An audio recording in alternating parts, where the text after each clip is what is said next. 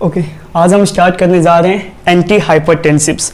Anti hypertensive का मतलब होता है वो ड्रग्स जो देते हैं हम हाइपरटेंशन को ट्रीट करने के लिए। तो पहले हमें समझना पड़ेगा कि हाइपरटेंशन है क्या। तो हाइपरटेंशन के लिए डिफाइन करने के लिए अमेरिकन हार्ट एसोसिएशन या अमेरिकन कॉलेज ऑफ कार्डियोलॉजी ने के 2017 के गाइडलाइंस के हिसाब से उन्होंने एक लिमिट बनाया कि 120/80 mm ऑफ मरकरी जो है इसको उन्होंने नॉर्मल बीपी कहा। इसके बाद 120 से 130 सिस्टोलिक ब्लड प्रेशर और जो है 80 डायस्टोलिक ब्लड प्रेशर अगर होगा तो इसको उन्होंने कहा कि ये एलिवेटेड ब्लड प्रेशर है। अब इसके बाद उन्होंने एक टर्म कहा कि स्टेज 1 हाइपरटेंशन।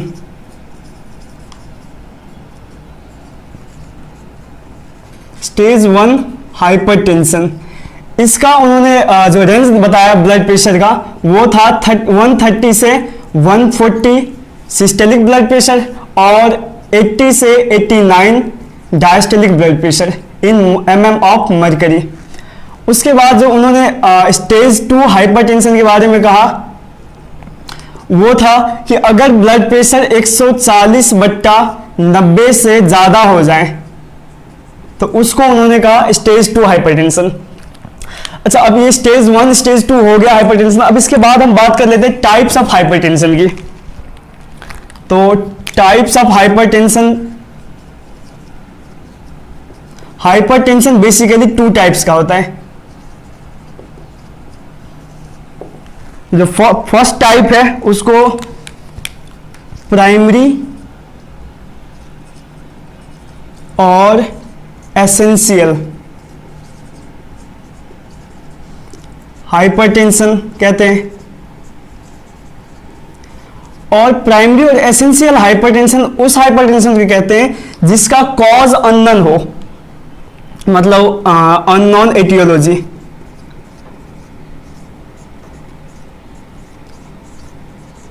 ठीक है, अब अननोन एटियोलॉजी तो है लेकिन अब इसको ट्रीट करना है। तो ट्रीट करने के लिए जो स्ट्रैटेजी है वो 4 स्ट्रैटेजी है इसकी।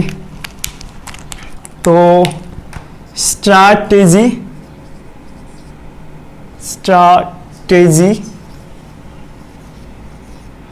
To treat primary hypertension.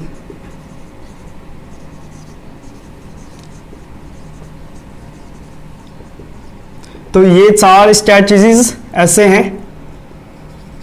First one जो है कि ब्लड वॉल्यूम कम करना है, ताकि ब्लड वॉल्यूम कम होते ही क्या होगा, ब्लड वेसल में वॉल्यूम कम होगा जिसकी वजह से ब्लड प्रेशर कम हो जाएगा। दूसरा जो है वो एंजियोटेंसिन की जो इफेक्ट्स है उसको रिड्यूस करना है। तो टू रिड्यूस एंजियोटेंसिन इफेक्ट्स। इसके बाद जो है वो जो वेसल्स हैं, वेसल्स की टोन को कम करना है। और जो आखिरी है वो है सिंपैथेटिक आउटफ्लो को कम करना है।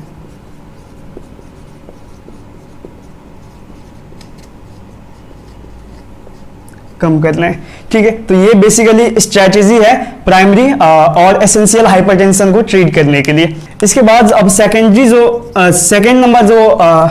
क्लास ऑफ हाइपरटेंशन है, सेकेंड टाइप ऑफ हाइपरटेंशन है वो है सेकेंडरी हाइपरटेंशन।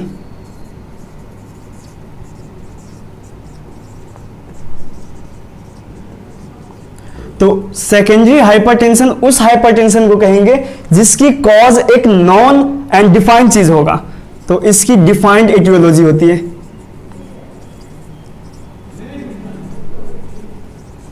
ठीक है, और जो मोस्ट कॉमन जो कॉज ऑफ हाइपरटेंशन है वो ये 4 है। तो पहला है एड्रिनल कॉर्टेक्स की ट्यूमर,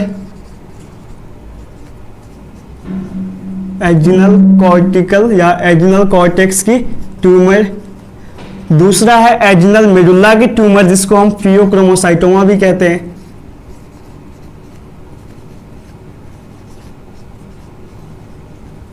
तीसरा है रीनल वैस्कुलर डिजीज,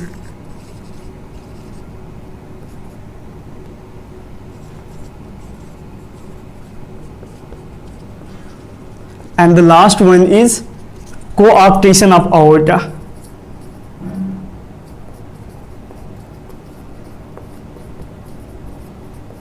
तो ये सारे हैं कॉज ऑफ सेकेंडरी हाइपरटेंशन। इसके बाद हम चलते हैं, अब हमने हाइपरटेंशन को डिफाइन भी कर लिया, अब हम इसकी ट्रीटमेंट की ओर चलते हैं। तो वो उसी जो ड्रग यूज करेंगे इन हाइपरटेंशन को ट्रीट करने के लिए, उस ड्रग को हम कहेंगे एंटी हाइपरटेंसिव्स। तो ये बेसिकली 4 टाइप्स की होते हैं। जो पहला टाइप है एंटी हाइपरटेंसिव का, उसको हम कहते हैं डायूरेटिक्स। डायूरेटिक्स एक सेपरेट टॉपिक है वैसे, तो वहां पर हम इसके डिटेल में बात करेंगे। यहां पर सिर्फ इसका एंटी हाइपरटेंसिव से रिलेटेड बात करते हैं। तो अगर माइल्ड टू मॉडरेट हाइपरटेंशन है तो इसमें जो है थायाजाइड डायूरेटिक्स कॉमनली यूज किया जाता है, जिसमें क्लोरथालिडोन वगैरह। इसके बाद अगर वो सीवियर हाइपरटेंशन है तो इसमें जो है लूप डायूरेटिक्स यूज करते हैं, फुरेसेमाइड वगैरह। ठीक है। अब ये डायूरेटिक्स बेसिकली 2 तरीके से काम करता है। एक तो ये जो है डायरेक्ट ब्लड वॉल्यूम को कम कर देगा, और दूसरा जो इसका डायरेक्ट इफेक्ट होता है ब्लड वेसल पे, वैसोडाइलेशन भी कराता है। तो डायरेक्ट इफेक्ट एंड वेसल्स। ठीक है। इसकी टॉक्सिसिटी साइड इफेक्ट से सारे हम सेपरेट जो चैप्टर है डायूरेटिक्स उसमें हम पढ़ेंगे। इसके बाद हम आ जाते हैं second category of diuretics, sorry second category of anti hypertensive, जिसको हम कहते हैं सिंपैथोप्लेजिक्स।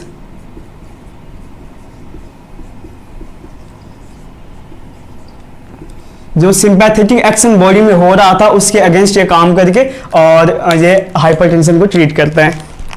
तो सिंपैथोप्लेजिक्स जो है बेसिकली 5 तरीके से काम करता है। पहले ये क्या करेगा कि टीपीआर को कम कर देगा, टोटल पेरिफेरल रेजिस्टेंस कम कर देगा। दूसरा ये क्या करेगा, वेनस टोन को कम कर देगा। थर्ड ये क्या करेगा कि हार्ट रेट को कम कर देगा।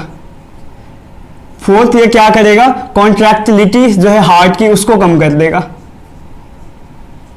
और इन दोनों की वजह से कॉन्ट्रैक्टिलिटी कम और हार्ट रेट कम होने की वजह से कार्डियक आउटपुट कम हो जाएगा। ठीक है। अब इसके अंदर सिंपैथोप्लेजिक्स के अंदर अंदर जो है 5 जो है ड्रग्स की क्लासिफिकेशन आती है।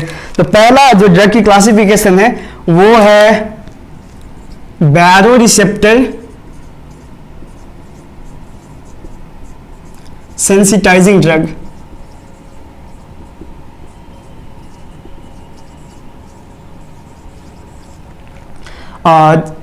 जो कि क्या करता है, बॉडी में बॉडी के जो बैरोरिसेप्टर होते हैं उसको हाइपर सेंसिटिव बना देते हैं। तो इसके लिए एक ड्रग दिया जाता है, उसका नाम है वैरिट्रम।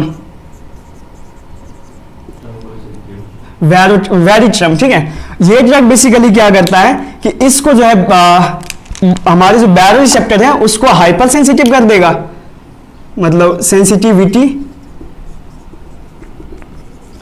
इंक्रीज कर देगा बैरोरिसेप्टर की, जिसके वजह से क्या होगा कि बॉडी में सिंपैथेटिक आउटफ्लो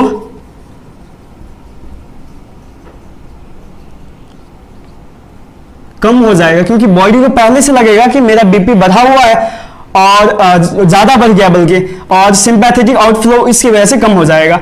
अब सिंपैथेटिक आउटफ्लो कम होगा तो पैरासिम्पैथेटिक आउटफ्लो या वैगल टोन जो है बढ़ जाएगा ऑन हार्ट।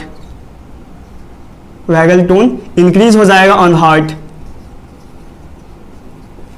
जिसके वजह से क्या होगा, हार्ट रेट कम हो जाएगा और जो है कार्डियक आउटपुट कम हो जाएगा और फाइनली जो है ब्लड प्रेशर कम हो जाएगा। तो ये था इसका मैकेनिज्म ऑफ एक्शन वैरिट्रम का। इसके बाद हम चलते हैं सेकंड, जो है गैंग्लियन ब्लॉकर, जो सिंपैथोप्लेजिक से अंडर ही आता है। गैंग्लियन ब्लॉकर, गैंग्लियन ब्लॉकर के बहुत सारे एग्जांपल है। One of the common example जो है वो है हेक्सामिथोनियम।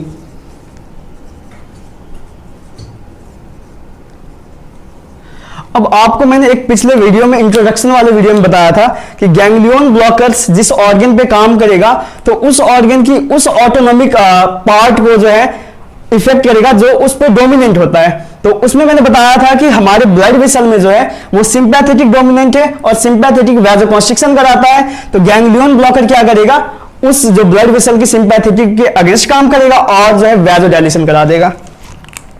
ठीक है, तो ये क्या करा दिया, वैसोडाइलेशन। अब इसका जो थर्ड कैटेगरी है, थर्ड कैटेगरी में इधर लिखने जा रहा हूं, और वो थर्ड कैटेगरी है कि ये सेंट्रल एक्टिंग सिंपैथोप्लेजिक्स हैं।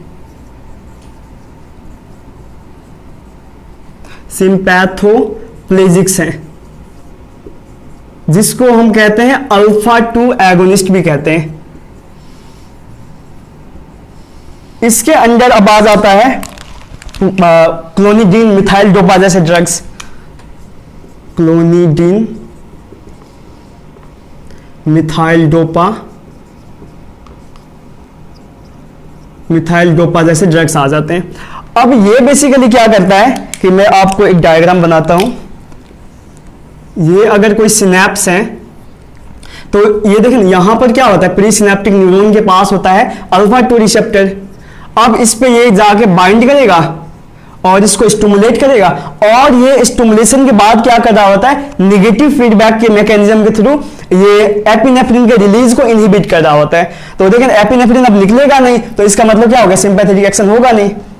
ठीक है, तो ये था जो है सेंट्रल एक्टिंग सिंपैथोप्लेजिक्स। अब इसके बाद जो चौथा कैटेगरी है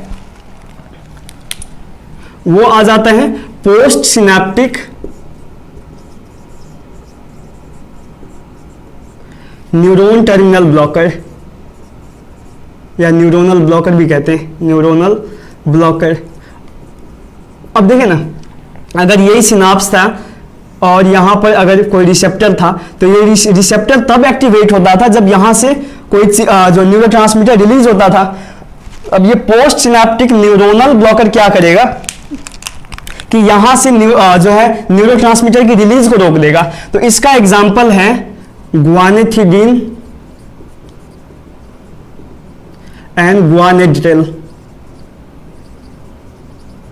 ऐसे ही एक और है जो कि पैकिंग को ही रोक देगा। अब पैकिंग नहीं होगा तो रिलीज नहीं होगा, तो पैकिंग के लिए यहां पर VM80 एंजाइम होता था जो कि डोपामिन की पैकिंग कराता था, और इस एंजाइम को इनहिबिट करने वाला था रिजर्पिन। ठीक है, तो अब रिजर्पिन भी किस में आ गया, पोस्ट सिनेप्टिक न्यूरोनल ब्लॉकर में। ठीक है, अब इसके बाद इसका जो फिफ्थ कैटेगरी है वो है एड्रीनर्जिक ब्लॉकर।